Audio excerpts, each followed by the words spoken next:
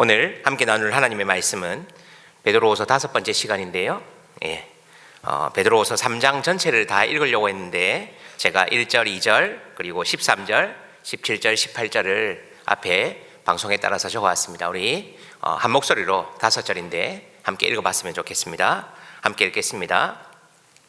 시작. 사랑하는 자들아, 내가 이제 이 둘째 편지를 너희에게 쓰노니 이 두 편지로 너희의 진실한 마음을 일깨워 생각나게 하여 곧 거룩한 선지자들이 예언한 말씀과 주 대신 구주께서 너희의 사도들로 말미암아 명하신 것을 기억하게 하려 하노라. 13절입니다. 우리는 그의 약속대로 의가 있는 곳인 새하늘과 새 땅을 바라보도다. 17절 18절입니다. 그러므로 사랑하는 자들아, 너희가 이것을 미리 알았은즉 무법한 자들의 미혹에 이끌려 너희가 굳센 데서 떨어질까 삼가라. 오직 우리 주 곧 구주 예수 그리스도의 은혜와 그를 아는 지식에서 자라가라. 영광이 이제와 영원한 날까지 그에게 있을지어다. 아멘. 올해 은혜샘물교회에 부임하여서 수요 기도회에 말씀을 전할 기회가 있을 때마다 베드로후서 강해를 하고 있습니다. 올해 제가 설교할 수 있을 때 마칠 수 있을까 생각하며 시작했던 1월이었는데 12월의 마지막 날 이렇게 하나님의 말씀 베드로후서를 나눌 수 있어서 너무나도 감사합니다. 특별히 전하는 자나 듣는 자나 하나님의 은혜 안에 거하는 귀한 시간 되기를 소원합니다.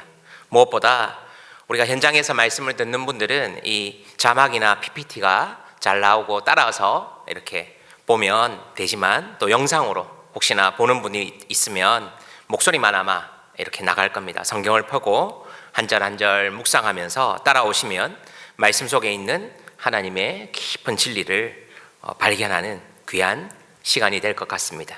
저는 오늘 베드로후서 3장 전체의 말씀을 바탕으로 새하늘과 새 땅을 바라보라, 새하늘과 새 땅을 바라보라 라는 제목으로 하나님의 말씀을 선포하려고 합니다. 먼저 한번 지난 시간을 잠시 리뷰해 보면요, 베드로는 베드로 사도의 편지를 받고 있는 당시의 교회 그리고 그리스도인들은 극심한 고통과 고난의 한복판을 살아가는 사람들이었습니다. 세상을 지배하고 있는 로마의 압제 아래 하루하루 믿음을 가지고 살아가는 것은 결코 쉽지 않았습니다. 그러한 고난과 환난을 극복하고 승리할 수 있는 비결을 베드로 사도는 베드로전서 베드로 첫 번째 편지에서 제시합니다. 한마디로 무엇이었습니까? 예수 그리스도의 십자가를 따르는 산 소망, 부활 소망 가지고 이 땅을 살아가십시오 라고 베드로 사도는 권면합니다. 그런데 베드로가 베드로전서 첫 번째 편지를 쓰고 난 이후 얼마간의 시간이 흘렀을까요?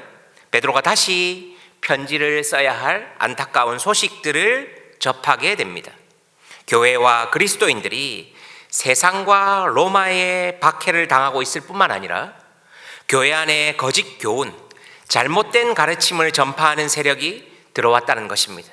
한마디로 내우 외환의 위기에 놓여 있는 그리스도인들에게 베드로 사도는 두 번째 편지를 통해서 이 솔루션을, 해답을 제시하는 것입니다. 그래서 정리해 보면요, 베드로전서에서 베드로 사도는 세상 가운데 그리스도인은 어떻게 살아가고 어떻게 승리할 것인가를 서신을 통해서 성도들에게 답을 제시했다면, 베드로 후서에서는 교회 가운데 세상의 가치가 들어왔을 때 그리스도인은 어떻게 극복하고 이겨낼 것인가를 이야기한다고 요약할 수 있습니다. 이제 우리가 살펴볼 베드로후서 3장은 크게는 베드로 전후서의 결론과도 같고요, 짧게는 베드로의 두 번째 편지인 베드로후서의 결론과도 같은 부분이며 마지막 권면과 인사가 담겨 있는 부분이 바로 베드로후서 3장입니다. 먼저 베드로 사도는 이 고난의 한복판을 지나고 있으며 내외적으로 어려움의 직면에 있는 성도들에게 사랑하는 자들아 라고 서신의 마지막 결론 인사말을 써내려갑니다. 우리 1절과 2절을 보십시오. 사랑하는 자들아, 내가 이제 이 둘째 편지를 너희에게 쓰노니 이 두 편지로 너희의 진실한 마음을 일깨워 생각나게 하여 곧 거룩한 선지자들이 예언한 말씀과 주 대신 구주께서 너희의 사도들로 말미암아 명하신 것을 기억하게 하려 하노라. 개역 개정은 이렇게 써놨는데요, 우리가 가진 새 번역에서는 이렇게 써놓았습니다. 사랑하는 여러분, 나는 여러분에게 이 두 번째 편지를 쓰고 있습니다. 두 편지로 나는 여러분의 기억을 되살려서 2절에서는 그렇게 해서 거룩한 예언자들이 이미 예언한 말씀과 주님이신 구주께서 여러분의 사도들을 시켜서 주신 계명을 여러분의 기억 속에 되살리려는 것입니다. 베드로 사도가 서신을 마무리하면서 두 번에 걸쳐서 여러분들에게 서신을 쓴 이유는 우리가 베드로후서 1장 후반부에서도 살펴본 것처럼 거룩한 예언자들이, 선지자들이 예언한 말씀과 계명을 생각나게 하려 합니다. 우리가 한번 기억해 볼까요? 지난 주일 말씀조차 우리는 기억하지 못하고 지난 3일간 분주하게 달려왔습니다. 아니요, 어쩌면 예배당 문 밖을 나서는 순간 방금 무슨 말씀을 들었지? 내 귀가 즐거우면 은혜로운 말씀이고, 때로는 불편하고 하나님의 말씀이 내 삶을 직면하게 할 때 우리는 불편하기도 합니다. 그러면 잊어버립니다. 그런데 베드로 사도도 교회의 고난과 위기 앞에 다시 한번 여러분에게 계명과 말씀이 기억나게 하려 함이라 라고 강조합니다. 우리의 공동체가, 교회가 세상의 공동체와 다른 이유가 무엇입니까? 그 중심에, 모임의 중심에 말씀이 있다는 것이죠. 이 편지를 받고 있는 성도들에게 지금처럼 우리가 가진 신구약, 완전한 하나님의 말씀, 율법은 없었습니다. 아마도 구약의 말씀만을 가지고 있었을 것입니다. 그 가운데 사랑하는 성도 여러분, 제가 이렇게 여러분에게 두 번째 편지를 쓴 이유가 있다면 거룩한 선지자의 말씀이 생각나고 여러분의 기억을 되살리려는 것입니다 라고 이야기합니다. 서신을 쓴 목적을 다시 한번 명확하게 밝히고 있습니다. 베드로 전후서에서 생각이란 단어는 개역 개정 성경의 기준으로 6번이 나옵니다. 그리고 우리가 가진 기억이란 단어도 한번 나오고요. 그리고 우리가 가지고 있는 새 번역 기준으로 보면 생각이란 단어가 5번, 기억이란 단어가 4번 나옵니다. 그러니까 이 베드로 전서와 후서 이 8장의 짧은 서신 가운데, 이 편지 가운데 횟수로만 보면 거의 매 장에 기억, 생각 이런 단어가 반복되고 있습니다.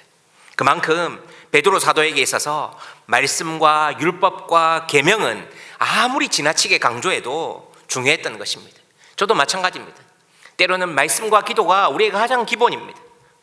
저도 출근하면 제일 처음에 그냥 그날의 큐티라든지 제가 듣고 싶은 말씀을 하나 듣고 시작합니다. 루틴입니다. 때로는 습관적이기도 한데요, 아무리 지나치게 강조해도 중요하기 때문입니다. 그래서 우리의 하루의 첫 시작, 마무리를 말씀과 기도로 하루를 시작하고 마무리하는 것, 저는 여러분에게 있어서 루틴이 되었으면 좋겠습니다. 우리는 한두 번 말씀을 듣고 귀를 만족하고 그저 말씀을 잊어버리는 경우가 얼마나 허다합니까? 참 안 변합니다. 저는 다시 한번 우리 사랑하는 성도님들에게 강조합니다. 다가오는 2026년에는 꼭 말씀을 듣고 행하며 일독은 하실 수 있기를 소원합니다. 우리가 많이 들었지 않습니까? 평일에 하루 3장, 주말에는 하루 5장 읽으면 1년이면 일독할 수 있습니다. 꼭 읽지 않더라도 듣고 행하시면 되는 것입니다. 그래서 로마서 10장 17절은 우리에게 이렇게 말씀합니다. 그러므로 믿음은 들음에서 나며 들음은 그리스도의 말씀으로 말미암느니라. 한번 띄워주실까요? 17절 그 밑에 세 번역에도 그러므로 믿음은 들음에서 생기고 들음은 그리스도를 전하는 말씀에서 비롯됩니다. 꼭 읽지 않더라도 들으시면 됩니다. 매일 테이프를 듣든 인터넷을 또는 폰을 통해서 들으시면 되는 겁니다. 그리고 이어서 지금도 교회 안을 어지럽히며 말세에 나타날 거짓 선생들의 특징에 대해 말하고 그 거짓 선생들의 조롱에 대해 베드로 사도는 정면으로 반박하는 것이죠. 3절과 4절을 제가 세 번역으로 한번 읽어드리겠습니다. 여러분이 무엇보다 먼저 알아야 할 것은 이것입니다. 마지막 때에 조롱하는 자들이 나타나서 자기들의 욕망대로 살면서 여러분을 조롱하여 이렇게 말할 것입니다. 그리스도가 다시 오신다는 약속은 어디 갔느냐? 조상들이 잠든 이래로 만물은 창조 때부터 그러하였듯이 그냥 그대로다. 이렇게 거짓 교사들이 조롱한다는 것입니다. 무슨 말입니까? 먼저 거짓 교사들의 특징은 앞선 강해에서도 말씀에서도 말씀드렸던 것처럼 자신의 욕망대로 자신의 정욕대로 사는 사람들이 거짓 교사들의 특징입니다. 내가 게으릅니까? 내가 하기 싫습니까? 내 욕망대로 사는 사람들의 특징이 거짓 교사입니다. 내가 내 욕망, 내 편한 것, 내 원하는 것을 추구하는 대로 사는 삶의 특징이 바로 거짓 교사입니다. 쉽게 풀어서 이야기하면 뭐라고 얘기합니까? 그 거짓 교사들은 심판은 없다. 주의 강림이 어디 있느냐? 봐라, 예수님 어디 있느냐? 오늘날도 비슷하지 않습니까? 만물은 처음부터 그대로였다. 하나님 심판이 어디 있느냐? 거짓 교사들이 그리스도인들을 그렇게 조롱하는 것입니다. 그러한 거짓 교사들의 주장에 베드로 사도는 일침을 가합니다. 먼저는 하나님의 창조와 노아 홍수, 심판을 보아라. 너희들이 역사를 알고 있지 않느냐? 보아라. 말씀대로 성취되었다는 것입니다. 6절에 세상은 물이 넘침으로 멸망하였다라고 말하고 있습니다. 이것은 노아 홍수 심판을 암시합니다. 노아 홍수라는 메타포를 통해서 심판은 반드시 말씀대로 성취된다라고 이야기합니다. 만물은 그대로가 아니다라는 주장을 베드로 사도는 역사적 사실 노아 홍수를 통해 다시 한번 거짓 교사들에게 상기시키는 것입니다. 그러나 거짓 성세들은, 교사들은 그 역사적 사실을 애써서 무시합니다. 또한 옛적에는 물로 심판하셨지만 이제 예수 그리스도의 재림 때에 불로 심판하실 것이다 라고 이야기합니다. 그런데 지금 왜 아무런 일이 일어나고 있는 줄 아느냐? 라고 베드로 사도가 이야기하는 것이죠. 반문하는 것입니다. 그 이유를 8절에서 10절에 베드로 사도가 이야기합니다. 사랑하는 자들아, 주께는 하루가 천년 같고 천년이 하루 같다는 이야기를 잊지 말라.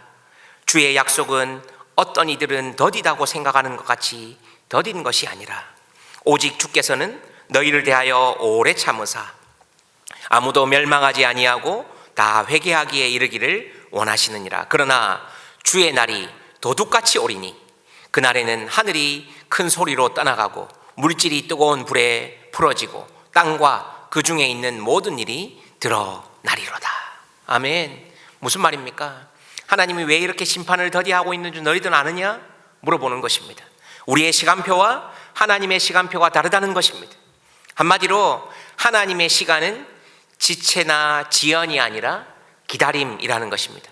그래서 어떤 목사님이 설교 제목을 이렇게 잡아놓았더라고요. 지체가 아니라 기다림입니다. 더딤이 아니라 기다림입니다. 이렇게 잡아놓았더라고요. 예, 하나님의 시간은 지체나 지연이 아니라 기다림이라는 것입니다. 거짓 교사들은 이렇게 얘기합니다. 거봐, 아무 일도 일어나지 않잖아. 심판이 어디 있니? 라고 우리를 조롱하며 하나님의 무능함을 드러냅니다. 그러나 우리 하나님은 어떤 하나님이십니까? 오래 참으사 아무도 멸망하지 않고 다 돌아오기를 기다리고 계십니다. 하나님께서는 시간을 초월해서 그분의 경륜을 이루어간다는 사실을 여러분 꼭 신뢰하시기 바랍니다. 데살로니가전서 5장 1절과 2절은 우리에게 이렇게 말씀합니다. 형제들아, 때와 시기에 관하여는 너에게 쓸 것이 없음은 주의 날이 밤에 도둑같이 이룰 줄을 너희 자신이 자세히 알기 때문이라. 주의 날은 도둑같이 이룰 것입니다. 그런데 하나님은 오래 참으시고 어쩌면 우리의 눈으로 보기에 지체하십니다. 왜입니까? 왜요? 하나님은 모든 사람이 구원을 받으며 진리를 아는 데 이르기를 원하시기 때문입니다. 이것이 우리에게 복음입니다. 그런데 마냥 긴장을 풀 수는 없습니다. 왜입니까? 그날이 도적같이 임할 것이기 때문입니다. 어쩌면 우리는 매일매일 나는 죽고 예수로 사는 하루하루의 종말론적 삶을 살아야 합니다. 이미 임한 하나님 나라에서 아직 완성되지 않은 하나님 나라를 향해 한 걸음씩 한 걸음씩 걸어가고 있는 것입니다. 우리에게 주어진 선물 같은 하루를 그저 의미 없게 보내는 것이 아니라 도둑같이 아무도 모르게 언제 임할는지 모르는 그날을 준비하며 우리에게 주어진 일상을 살아야 될 줄 믿습니다. 우리가 가게 될 궁극적인 그 하나님 나라, 새하늘과 새 땅은 어떤 나라입니까? 베드로 사도는 이야기하시죠. 13절입니다. 우리는 그의 약속대로 의가 있는 곳인 새하늘과 새 땅을 바라보도다. 믿는 사람들의 삶의 태도, 견지해야 할 자세 아니겠습니까? 베드로가 바라본 새하늘과 새 땅은 하나님의 정의가 흐르는 곳입니다. 구약의 선지자들은 하나님 나라에 대한 개념이 신약 시대를 살아가는 성도들이나 사도들보다는 희미했을 것입니다. 그래서 구약의 선지자 이사야 같은 경우는 궁극적인 하나님의 나라, 새하늘과 새 땅의 모습을 이렇게 묘사했습니다. 이사야 65장 25절입니다. 이리와 어린 양이 함께 먹을 것이며 사자가 소처럼 짚을 먹을 것이며 뱀은 흙을 양식으로 삼을 것이니 나의 성산에서는 해함도 없겠고 상함도 없으리라 여호와께서 말씀하시니라. 그런데 베드로 사도는 앞서 본 것처럼 하나님의 약속대로 새하늘과 새 땅은 그 하나님 나라는 의가 정의가 흐르는 곳이다 이렇게 묘사합니다. 그리고 궁극적으로 요한은 요한계시록 21장 4절에서 그 하나님 나라 새하늘과 새 땅을 이렇게 묘사하죠. 모든 눈물을 그 눈에서 닦아 주시니 다시는 사망이 없고 애통하는 것이나 곡하는 것이나 아픈 것이 다시 있지 아니하리니 처음 것들이 다 지나갔음이라라. 아멘. 이 새하늘과 새 땅 하나님 나라의 모습이 점차 구체화되는 것을 우리는 볼 수 있습니다. 하나님의 계획과 목적에 따라 이 창조에서 그 장소적 배경이 되는 에덴에서부터 신약 시대의 교회 그리고 궁극적인 하나님 나라 새하늘과 새 땅까지 그 의미가 점점 더 명확해지며 예수 그리스도 안에서 완성되는 것을 우리는 말씀을 통해 볼 수 있습니다. 이것을 제가 좋아하는 신학자 가운데 그레엄 골즈워디라는 신학자가 있습니다. 이 사람은 이 표현을 계시의 점진성이라고 했는데요. 그레엄 골즈워디는 복음주의 구약 신학자인데 성경 전체를 하나의 통일된 이야기로 읽는 성경 신학의 권위자입니다. 그가 강조하는 계시의 점진성은 하나님이 자신과 자신의 계획을 한 번에 다 보여주시는 것이 아니라 역사의 흐름 속에서 마치 씨앗이 자라 나무가 되듯 점차 구체화되고 완성해 가신다는 원리입니다. 골즈워디는 말하기를 성경 66권이 뿔뿔이 흩어진 도덕책이 아니라 그리스도를 통한 하나님 나라의 회복이라는 하나의 거대한 드라마로 묶어주는 중요한 렌즈와도 같다라고 이야기합니다. 무슨 말입니까? 이 구약시대의 에덴에서 시작된 그 하나님 나라의 개념이 신약시대를 거치며 우리가 사는 주님 다시 오실 때까지 계시가 그 하나님의 언약이 점차 명확해지고 선명해진다는 것입니다. 하나님께서는 베드로 사도를 통해 고난과 환난의 한복판에 있는 성도들이 말씀이 기억나게 되기를 소망했으며 더 나아가 정의와 공의가 흐르는 요한의 표현에 따르면 다시는 죽음이 없고 슬픔도 애통도 없는 새하늘과 새 땅을 바라보라 라고 권면하는 것입니다. 여러분 기회가 되시면 이 얇은 책인데요, 이 복음과 하나님 나라라는 책이 있습니다. 이 얇은 책인데 그레엄 골즈워디가 쓴 책인데 거기 보면 계시의 점진성이라는 이러한 개념이 명확하게 설명되어 있습니다. 그러니까 우리는 이 구약에 살던 사람들은 모형을 본 것이죠. 쉽게 얘기하면 마트에 가서 본품은 사지 않고 어떻습니까? 맛배기로 본 것입니다. 근데 예수 그리스도가 오신 우리에는, 신약 시대의 우리에는 그것이 점차 명확해지고 선명해지고 있지 않습니까? 우리는 그 하나님 나라, 그 새하늘과 새 땅을 바라보며 소망하며 살아가고 있는 것입니다. 우리는 이 땅에서 영원히 살 것처럼 자기 정욕대로 살려고 합니다. 이러한 삶의 형태는 앞서 계속 베드로 사도가 이야기한 거짓 교사들의 삶의 방식입니다. 거짓 교사들의 삶의 방식은 정욕대로, 자기의 욕심대로입니다. 제가 언젠가 지난교회에서 권사회에 들어가서 설교를 한 적이 있습니다. 권사님 한 100여 분이 앉아 계시더라고요. 그때 성도님들에게 있어서 이 목사가 가장 두려운 게, 이 권총보다 무서운 게 성도님들의 눈총 아닙니까? 앉아가지고. 그런데 주변의 사람들이 7, 8명, 8, 9명이 나에 대해서 뭐라고 판단하면 그것이 진짜 내 모습입니다. 자기는 잘 모르더라고요. 그렇지 않습니까? 그 사람 참 게을러, 그 사람 참 비판적이야, 본인은 잘 모릅니다. 그런데 주변에 같이 생활하고 있는 7, 8명, 8, 9명이 그렇게 얘기하면 사실은 그 모습이 진짜인 것입니다. 이 거짓 교사들의 모습이 딱 그렇거든요. 자기 정욕대로, 자기 욕망대로. 여러분은 주변에 어떤 모습으로 투영되고 평가되고 있습니까? 우리는 이 땅에서 영원히 살 것처럼 자기 정욕대로 살려고 합니다. 이러한 삶의 행태는 앞서 계속 베드로 사도가 이야기한 거짓 교사들의 삶의 패턴, 방식입니다. 그러므로 사랑하는 자들에게 너희가 이러한 사실을 미리 알고 있으니 무법한 자들, 거짓 교사들의 미혹에 이끌리지 말고 굳센 데서 떨어지지 않도록 하라 라고 베드로 사도가 권면하는 것입니다. 예수님의 말씀처럼 나는 포도나무이고 너희는 가지니 딱 붙어 있으라는 것입니다. 요한복음 15장에 나오는 말씀이지 않습니까? 왜입니까? 우리는 예수 그리스도를 떠나서는 아무것도 할 수 없는 존재이기 때문입니다. 그리고 이제 두 번째 편지의 대단원의 막을 내리며 사랑하는 자들을 축복합니다. 18절을 보십시오. 한번 다 같이 읽어볼까요? 18절입니다. 시작. 오직 우리 주 곧 구주 예수 그리스도의 은혜와 그를 아는 지식에서 자라가라. 영광이 이제와 영원한 날까지 그에게 있을지어다. 아멘.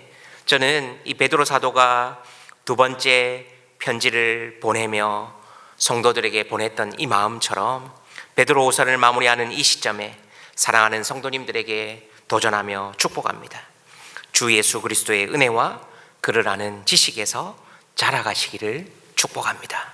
이 땅을 버타며 살아가고 있지만 세상 가운데 삶의 예배자로, 오늘을 살아가고 있지만 영원을 사는 자로, 그리고 궁극적인 새하늘과 새 땅을 바라보며 이 구약의 성도들은 어땠습니까? 그 개념이 모형이고 희미하고 모형에 불과했지만 예수 그리스도가 오신 우리는 확실한 이 약속과 말씀을 붙들고 이 땅을 살아가고 있지 않습니까? 그래서 바라기는 오늘 우리에게 주어진 이 선물 같은 하루 의미 있게 가치 있게 살아가시고요. 앞서서 말씀드렸지만 2025년에 나의 모습보다, 우리의 모습보다는 2026년에 나의 모습이 예수님 좀 더 닮아 언젠가 우리도 하나님 앞에 서는 날이 있지 않겠습니까? 그때 하나님 앞에서 장님아 너 뭐 하다 왔니? 라고 물어보시면 여전히 부족하고 모자랬지만 하나님 앞에 영광스럽게 그렇게 복음 전하는 삶 살려고 했지만 하나님 아시지요? 라고 말할 수 있는, 그래서 우리에게 주어진 선물 같은 하루를 그리스도인으로 그렇게 이 땅 가운데 순례자로 하루하루 살아가시는 우리 사랑하는 주의 몸된 교회 귀한 성도님들 되시기를 예수님의 이름으로 기대하고 기도하고 소망합니다. 이 시간 한번 들었던 말씀 기억하면서 이 찬양으로 함께 고백하며 나아갔으면 좋겠습니다.